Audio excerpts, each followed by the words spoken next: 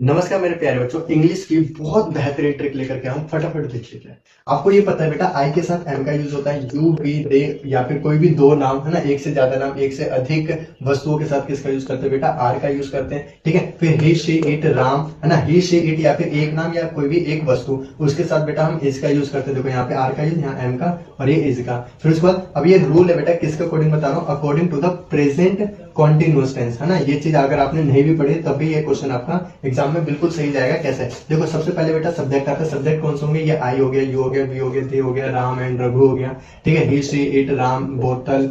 ठीक है, ये क्या है बेटा, आपका सारा का सारा सब्जेक्ट है। फिर उसके बाद वर्ब, जैसे गो, रन, वॉक, स्लीप है ना, ये सारे के सारे बेटा आपके वर्ब है। अब देखो प्रेजेंट कंटिन्यूअस में क्या होता है, सब्जेक्ट के साथ वर्ब की फर्स्ट फॉर्म आते हैं और वर्ब की फर्स्ट फॉर्म के साथ ही बेटा आईएनजी आता है। ठीक है, उसी में ऐड हो जाता है। जैसे मैंने यहाँ पे लिखा बेटा ईट, तो इसमें आईएनजी ऐड हो जाएगा, तो क्या बन जाएगा, ईटिंग। क्या हो जाएगा, ईटिंग।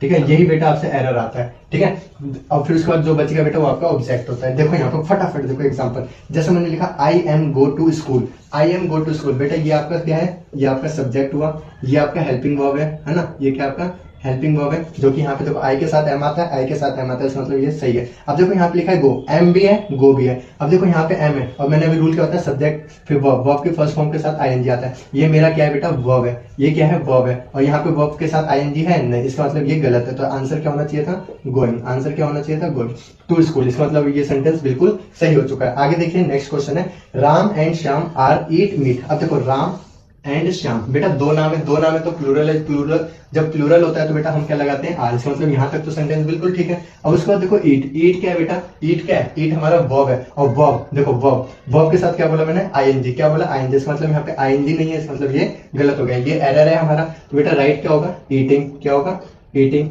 ठीक है, और फिर ये हमारा ऑब्जेक्ट हो गया मीट, यानी कि अब ये भी सेंटेंस क्या हुआ, बिल्कुल सही हो चुका है। अब बेटा आपके लिए होमवर्क का क्वेश्चन है, इसका आंसर आप मुझे कमेंट में करोगे। इसमें दो एरर है, मैं आपको बता देता हूँ, इसका आंसर मुझे नीचे कमेंट में आना चाहिए।